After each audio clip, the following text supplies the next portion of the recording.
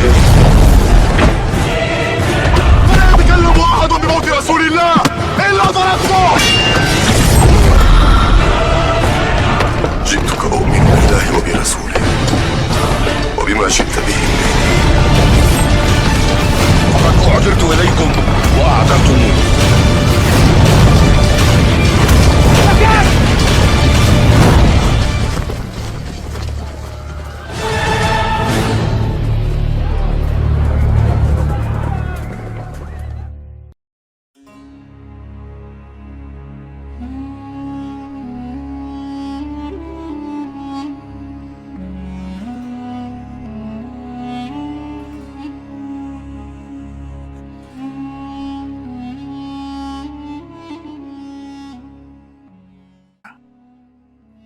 Sahihkah kisah laba-laba, merpati, dan malaikat yang melindungi Rasulullah di Gua Thur dalam perjalanan hijrah? Pertanyaan. Saya mencari hadis yang meriwayatkan kisah Nabi Sallallahu Alaihi Wasallam ketika beliau hijrah dari Makkah lalu bersembunyi di gua. Kemudian ada malaikat yang menutupi pintu dengan sayap-sayapnya sehingga orang-orang kafir yang mencarinya tidak bisa melihatnya. Yang diketahui kebanyakan orang adalah laba-laba membuat rumah di pintu gua. Tetapi saya mendapati bahwa riwayat ini lemah atau palsu, dan bahwa riwayat yang mengatakan bahwa malaikat menutupi pintu gua dengan sayap-sayapnya adalah riwayat yang sahih.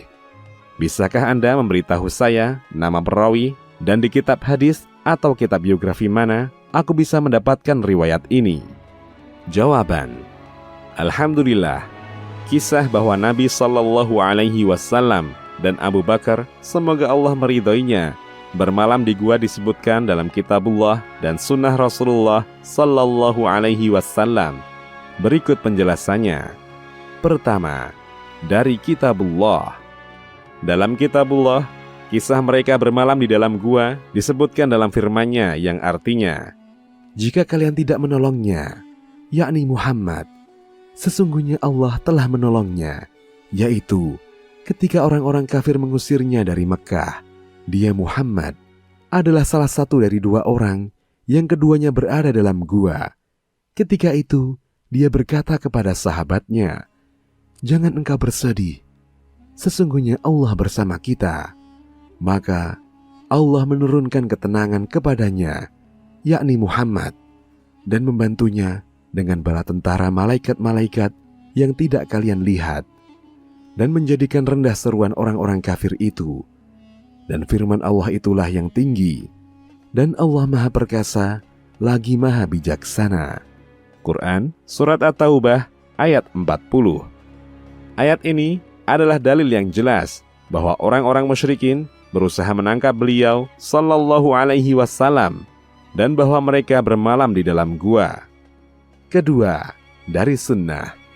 Adapun dalil yang sahih dari sunnah Nabi Sallallahu Alaihi Wasallam tentang kisah mereka yang bermalam di dalam gua adalah sebagai berikut.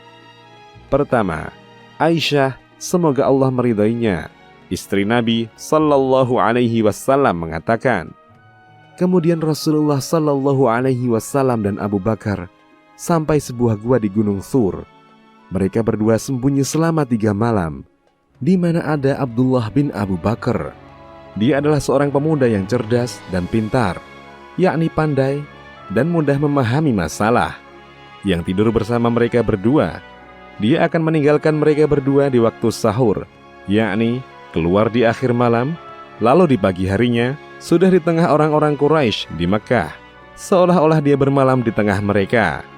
Tidaklah dia mendengar suatu rencana terhadap mereka berdua, melainkan dia mengingatnya, hingga dia membawa kabar itu kepada mereka berdua saat malam telah tiba, hingga akhir hadis. Hadis riwayat Bukhari dalam sebuah kisah panjang yang beliau beri judul Hijrahnya Nabi Sallallahu Alaihi Wasallam dan para sahabatnya ke Madinah.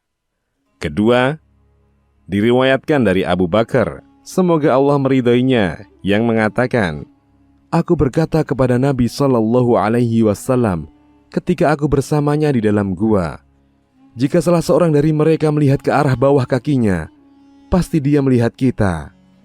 Beliau berkata, Bagaimana menurutmu wahai Abu Bakar, jika ada dua orang dan yang ketiganya adalah Allah? Hadis riwayat Bukhari. Adapun kisah sarang laba-laba, maka kisah itu diriwayatkan oleh Imam Ahmad dari Ibnu Abbas, semoga Allah meridhoinya, ketika dia menafsirkan firman-Nya Subhanahu wa ta'ala yang artinya, dan ingatlah ketika orang-orang kafir Quraisy membuat tipu daya terhadapmu, Muhammad, untuk menangkapmu. Quran Surat Al-Anfal ayat 30. Dia mengatakan bahwa pada suatu malam kaum Quraisy bermusyawarah, lalu sebagian mereka berkata, saat pagi tiba, kekang dia dan rantai. Yang mereka maksud adalah Nabi Sallallahu Alaihi Wasallam. Sebagian lagi berkata, bunuh saja dia. Sebagian yang lain berkata, usir saja dia. Allah Subhanahu wa ta'ala menyingkap rencana itu kepada nabinya Sallallahu Alaihi Wasallam. Lalu Ali, semoga Allah meridhoinya, tidur di ranjang Nabi Sallallahu Alaihi Wasallam pada malam tersebut. Kemudian Nabi Sallallahu Alaihi Wasallam pergi sampai tiba di gua. Semalaman orang-orang musyrik mengepung Ali dan menyangka bahwa dia adalah Nabi Sallallahu Alaihi Wasallam. Saat pagi tiba, mereka menggerebeknya. Ketika mereka menemukan Ali, Allah telah membalikkan tipu daya mereka.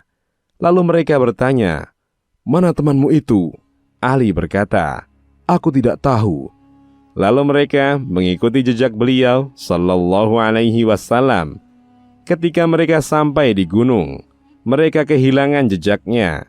Mereka lantas naik ke gunung dan melalui sebuah gua. Mereka melihat di pintu gua tersebut ada sarang laba-laba, sehingga mereka berkata, sekiranya dia masuk ke sini, tidak mungkin akan ada sarang laba-laba di depan gua ini. Di sanalah beliau Sallallahu Alaihi Wasallam bermalam selama 3 malam. Para ulama berbeda pendapat tentang hadis ini. Sanadnya dianggap hasan oleh Al-Hafidz Ibnu Hajar dalam Fathul Bari dan Ibnu Katsir dalam Al-Bidayah wan Nihayah. Al-Albani menilainya lemah dalam As-Silsilah Ad-Dha'ifah. Ahmad Syakir berkata dalam Tahqiqul Musnad, mengatakan sanadnya perlu diteliti kembali. Para pentahqiq kitab Musnad mengatakan sanadnya lemah, Allah yang lebih mengetahui. Berkenaan dengan kisah dua merpati, maka Ibnu Katsir menyebutkannya dalam Al-Bidayah wan Nihayah, dan dia mengatakan bahwa kisah ini diriwayatkan oleh Ibnu Asakir, lalu mengomentari, hadis yang sangat gharib dari jalur ini. Selesai kutipan.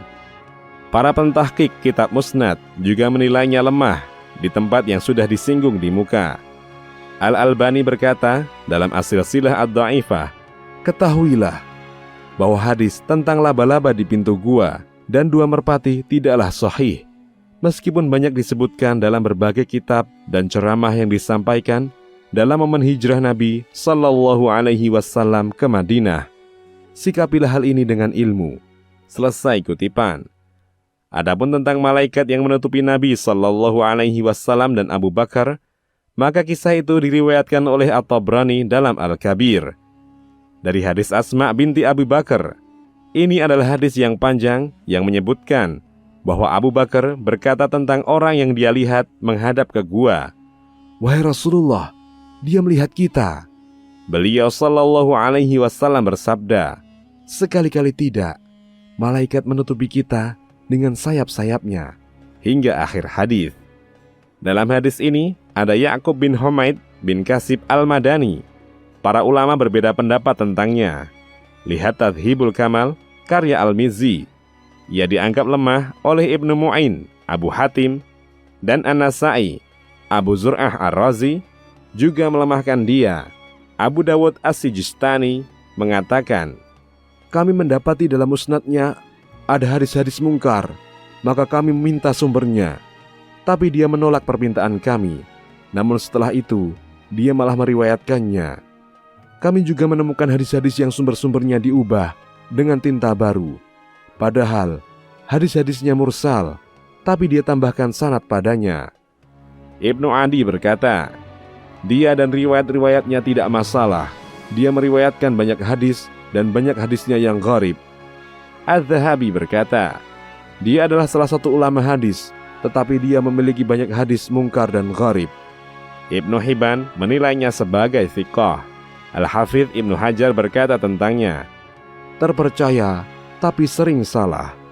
Al-Albani menganggap hadisnya hasan, hanya saja dia tidak mengatakan bahwa hadis ini hasan. Beliau berkata dalam As-Silsilah Ad-Dha'ifah, pendapat yang dikukuhkan tentang Yakub ini adalah bahwa hadisnya hasan, asalkan tidak ada cacat lain dalam sanadnya, maka hadisnya hasan. Kemudian dia berkata tentang gurunya At-Tabrani, Ahmad bin Amr Al-Khalal Al-Makki, aku belum mendapatkan biografi tentangnya.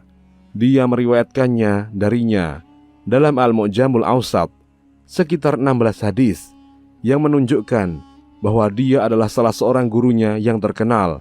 Jadi, jika sudah diketahui dan diteliti, maka hadisnya bisa jadi hasan.